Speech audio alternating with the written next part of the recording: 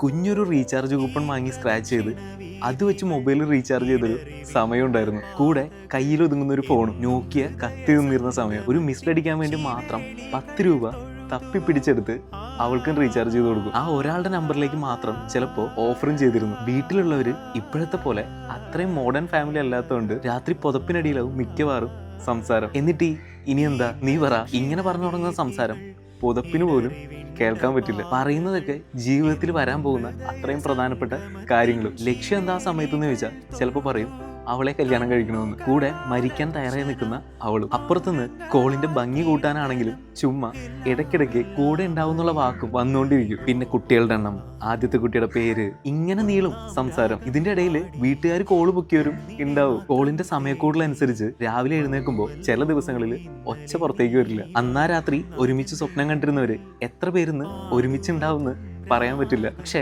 അതൊക്കെ പൈങ്കിളി ആയിരുന്നെങ്കിലും ഇപ്പോഴും ഓർക്കാൻ നല്ല സുഖമുള്ളതാണല്ലേ.